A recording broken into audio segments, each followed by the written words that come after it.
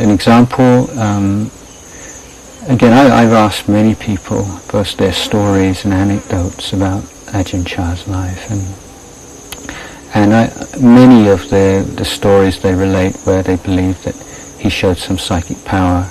I try to put myself in the shoes of a kind of cynical person and try to look in those in a way that, well, maybe, that you could look at it like this or you could look at it like that. And I tried to find a few cases which were, I think, pretty sort of solid and difficult to refute.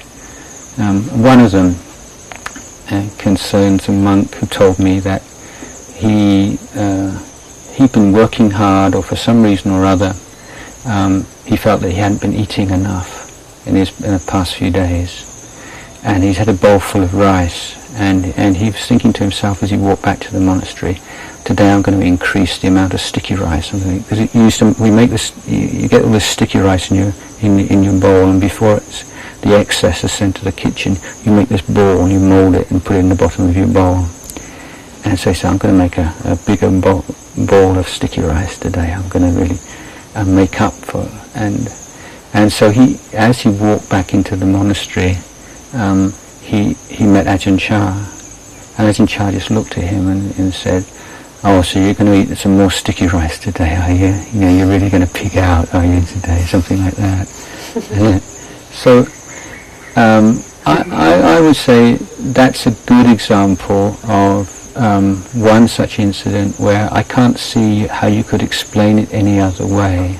There are some cases where people say he read their minds, where you say, well, no, it could possibly just making a general kind of statement, and this kind of rationale people have for these things. But I think that's, for me, that's a convincing one.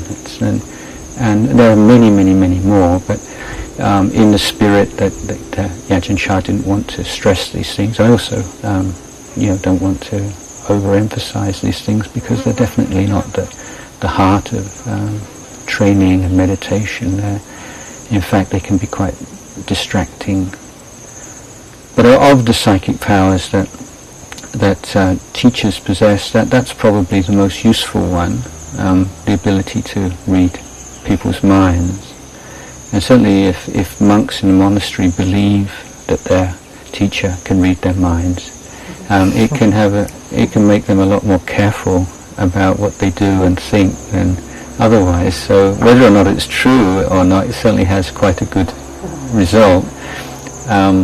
Although I remember reading how a number of monks who went to practice with Ajahn Chah ended up leaving because they couldn't control their minds. They're just so embarrassed that he knew what they were thinking about. They thought they couldn't bear to be in his presence and to think that he knew what was in their minds.